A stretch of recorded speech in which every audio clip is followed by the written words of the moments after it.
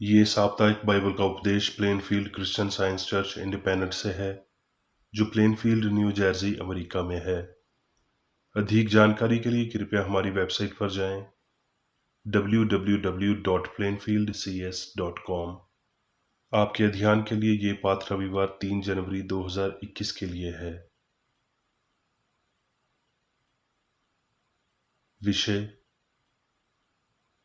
परमेश्वर। स्वर्णपथ। गिनती। यहोवा तुझे आशीष दे और तेरी रक्षा करे। यहोवा तुझ पर अपने मुख का प्रकाश चमकाए और तुझ पर अनुग्रह करे। यहोवा अपना मुख तेरी ओर करे और तुझे शांति दे। उत्तरदेय ध्यान। यशाया। फिलिपियों। अंत के दिनों में ऐसा होगा कि यहोवा के भवन का पर्वत सब पहाड़ों पर दृढ़ किया जाएगा और सब पहाड़ियों से अधिक ऊंचा किया जाएगा, और हर जाति के लोग धारा के नयन उसकी ओर चलेंगे।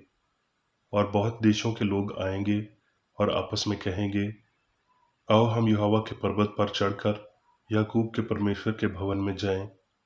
तब वो हमको अपने मार्ग सिखाएगा और हम उसके पथों पर चलेंगे, क्योंकि यहोवा की व्यवस्था से उनसे और उसका वचन यरूशलेम से निकलेगा। वो जाति जाति का न्याय करेगा और देश देश के लोगों के झगड़ों को मिटाएगा। और वो अपनी तलवारें पीट कर हल के फाल और भालों को हंसियां बनाएंगे। तब तक एक जाति दूसरी जाति के विरोध तलवार न चलाएगी, न लोग भविष्य में युद्ध की विद्या सीखेंगे। हे याकूब के घराने, आ, हम यहोवा के प्रकाश में चलें। तब परमेश्वर की शांति, जो समझ से बिल्कुल परे है, तुम्हारे हृदय और तुम्हारे विचारों को मसीह यीशु में सुरक्षित रखेगी। पाठ उपदेश बाइबल में से।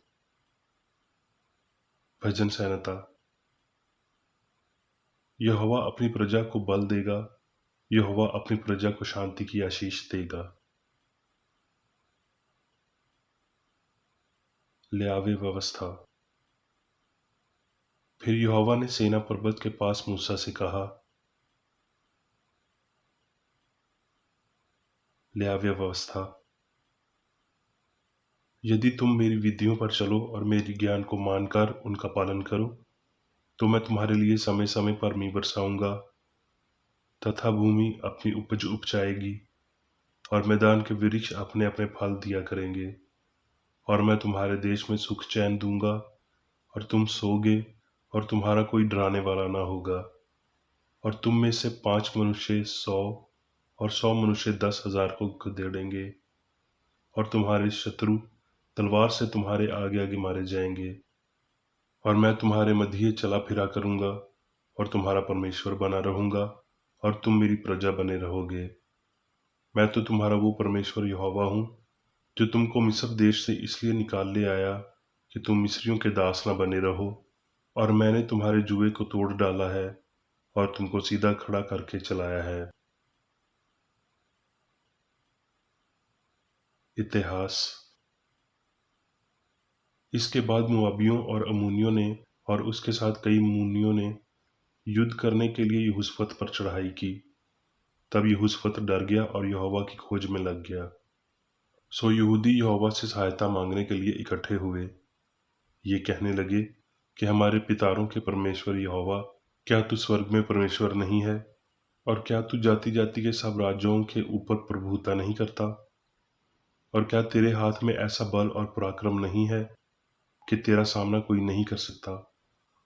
कि यदि तलवार या मरी, अठावा या अकाल और कोई विपत्ति हम पर पड़े, तो भी हम इसी भवन के सामने और तेरे सामने, तेरा नाम तो इस भवन में बसा है, खड़े होकर अपने क्लेश के कारण तेरी दुहाई देंगे और तू सुनकर बचाएगा। हे हमारे परमेश्वर, क्या तू उनका न्याय ना करेगा? ये जो भीड़ हम पर चढ़ी आ रही है, उसके सामने हमारा तो बस नहीं चलता और हमें कुछ सूझता नहीं कि क्या करना चाहिए, परंतु हमारी आंखें तेरी ओर लगी हैं। तब जकरिया के पुत्र यजीएल में यहोवा का आत्मा समाया, और वो कहने लगा, हे सब यहूदियों, हे यरूशलेम के रहने वालों, हे राजा यहोशप्पत, तुम सब ध्यान दो। इस लड़ाई में तुम्हें लड़ना ना होगा। हे यहूदा और हे यरूशलेम, ठहरे रहना और खड़े रहकर यहोवा की ओर से अपना बचाव देखना। मत डरो और तुम्हारा मन कच्चा ना हो। कल उनका सामना करने को चलना और यहोवा तुम्हारे साथ रहेगा। तब यहोशप्पत भूमि की ओर मुंह करके झुका और सब यहूदियों और यरूशलेम के निवासियों ने यहोवा के सामने गिरकर यहोवा को दंडवत किया। बिहानकर वो सवेरे उठकर ताकू के जंगल की ओर निकल गए और चलते समय यहोशप्पत ने खड़े होकर कहा, हे यहूदियों, हे यरूशलेम के निवासियों, मेरी सुनो। अपने परमेश्वर यहोवा पर विश्वास रखो, तब तुम स्थिर रहोगे। उसके नबियों की प्रतीति करो, तब तुम कृतार्थ हो जाओगे। तब उसने प्रजा के साथ सम्मति करके कितनों को ठहराया, जो कि पवित्रता से शोभियमान होकर हथियारबंदों के आगे आगे चलते हुए यहोवा के गीत गाएं और ये कहते हुए उसकी स्तुति करें कि यहोवा का धन्यवाद करो, क्योंकि उसकी करुणा सदा की है।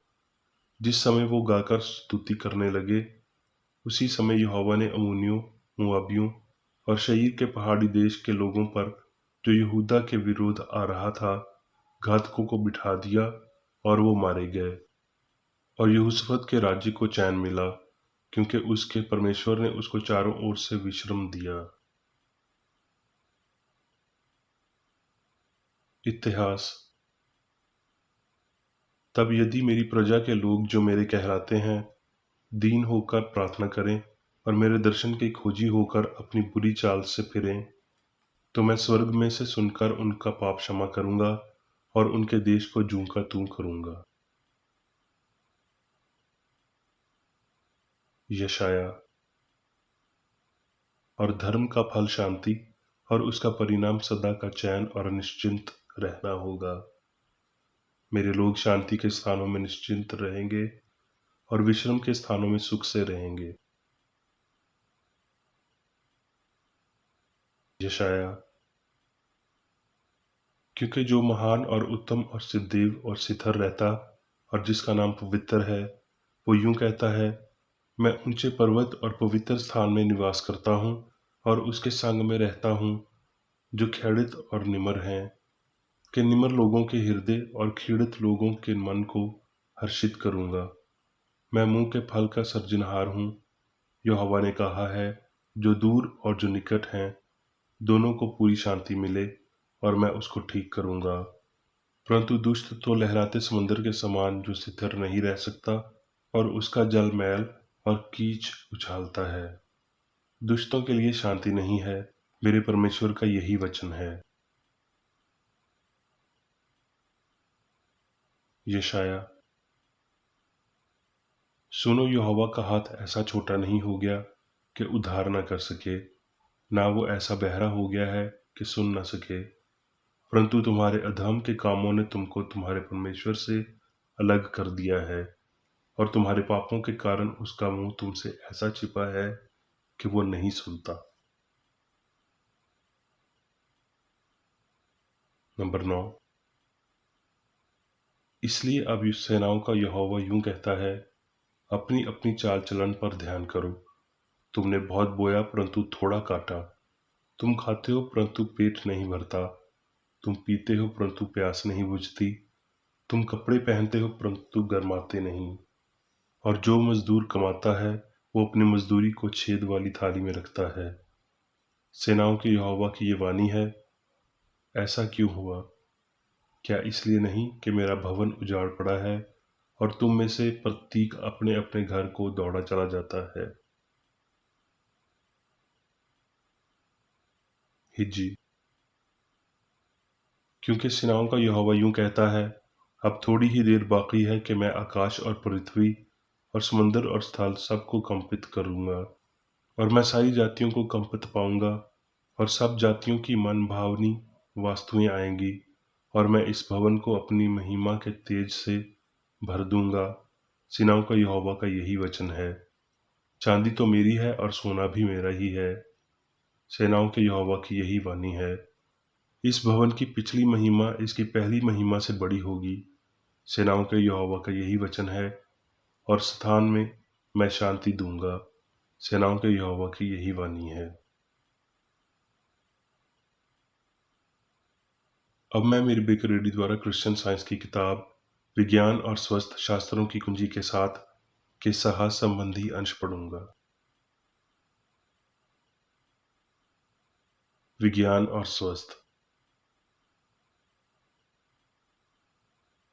सवाल: परमेश्वर क्या है? उत्तर: ईश्वर निगमत, दिव्य, सर्वोच्च, अनंत मन, आत्मा, अंतर्मन, सिद्धांत, जीवन, सत्य, प्रेम है। सवाल: क्या ये शब्द पर्यायवाची हैं? उत्तर: हाँ, वो हैं। वो एक पूर्ण ईश्वर का उल्लेख करते हैं। उनका उद्देश्य देवता की प्रकृति, सार और पूर्णता को व्यक्त करना है। ईश्वर के गुण न्याय, दया, ज्ञान, भलाई और इतने पर हैं। सवाल: क्या एक से अधिक भगवान या सिद्धांत हैं? जवाब: नहीं है। सिद्धांत और उसका विचार एक है, और ये एक ईश्वर सर्वशक्तिमान, सर्वव्यापी और सर्वव्यापी होने के नाते है, और उसका प्रतिबिंब मनुष्य और ब्रह्मांड है। ईश्वर सभी चीजों का उसकी अपनी समानता पर पक्षपात करता है। जीवन अस्तित्व में परिलक्षित होता है। सत्यता में सत्य, अच्छाई में ईश्वर, जो अपनी शांति और सत्यायत प्रदान करता है। मनुष्यों का मानना है कि वो अच्छाई के बिना रह सकते हैं, जबकि भगवान अच्छा है और एकमात्र वास्तविक जीवन है। उसका परिणाम क्या है? दिव्य सिद्धांत के बारे में बहुत कुछ समझना, जो बचाता है और ठीक करता है। नश्वर पाप, बीमारी और मृत्यु से केवल विश्वास में छुटकारा पाते हैं। इन त्रुटियों को वास्तव में नष्ट नहीं किया जाता है, और इसलिए जब तक यहाँ या इसके बाद नश्वर लोगों से चिपके रहना चाहिए। वो विज्ञान में भगवान की सच्ची समझ हासिल करते हैं, जो उसके बारे में मानव भ्रम को नष्ट कर देता है और उसकी सहायुक्ता के भावे वास्तविकताओं को प्रकट करता है। यदि पुरुषों ने अपने वास्तविक आध्यात्मिक सर्वस्व को सभी आशीर्वाद माना, तो वो आध्यात्मिक के लिए सहारा लेने के लिए संघर्ष करेंगे और शांति से रहेंगे।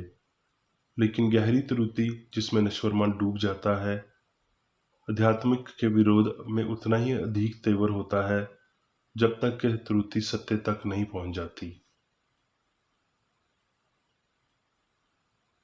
जब तक मनुष्य की सामंजस्य और अमरता अधिक स्पष्ट नहीं होती, हम परमेश्वर के सच्चे विचार को प्राप्त नहीं कर रहे हैं।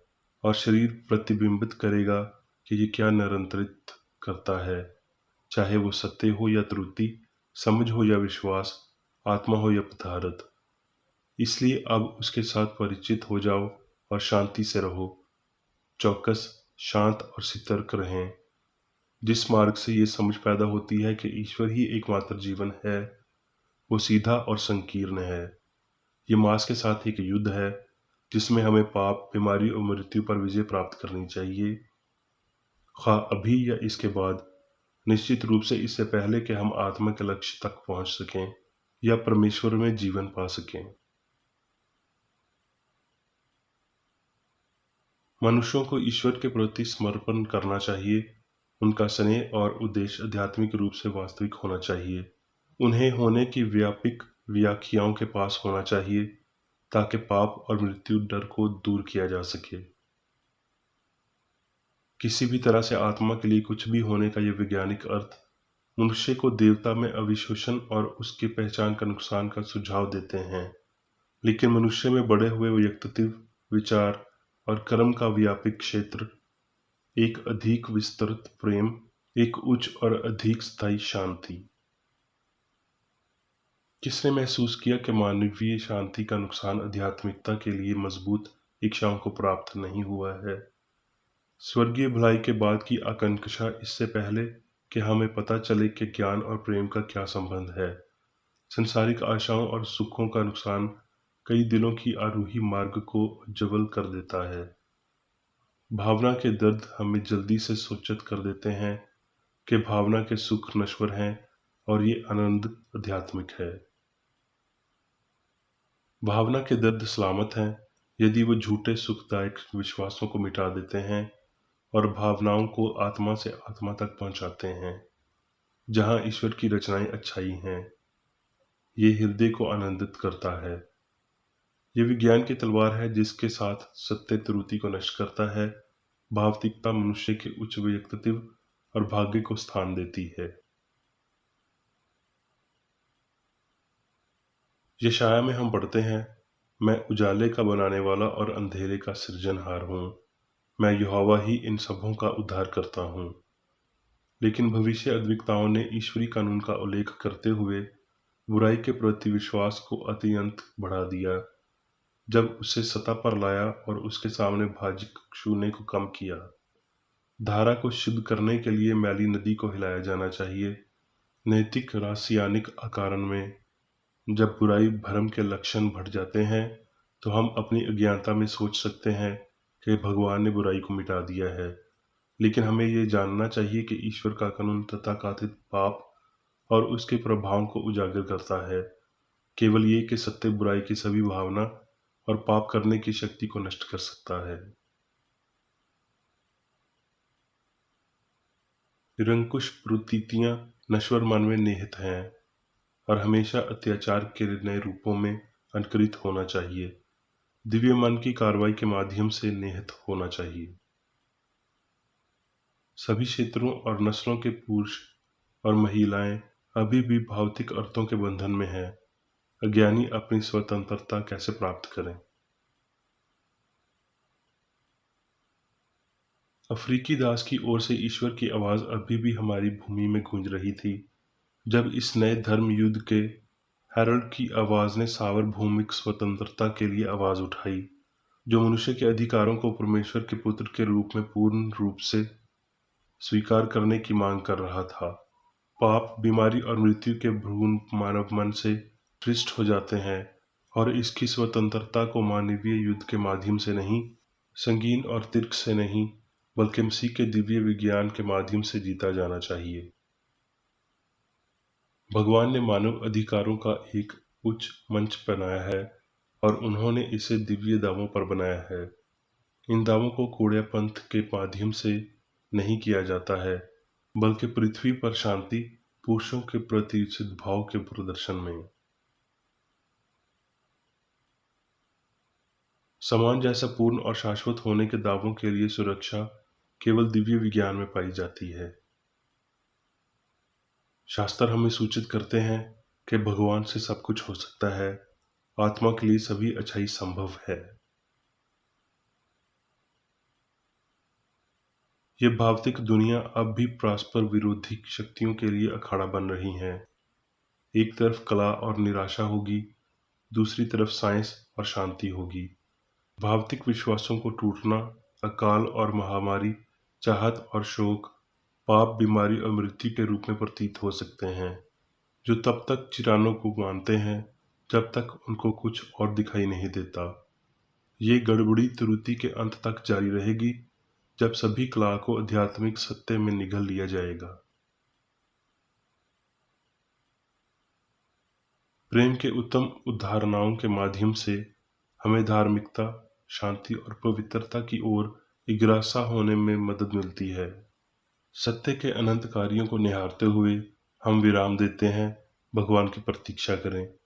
तब हम आगे की ओर बढ़ते हैं, जब तक कि असीम विचार चलता नहीं है और गर्भाधान से अपरिभाषित देवी महिमा तक पहुंचने के लिए पंख लगे हुए हैं।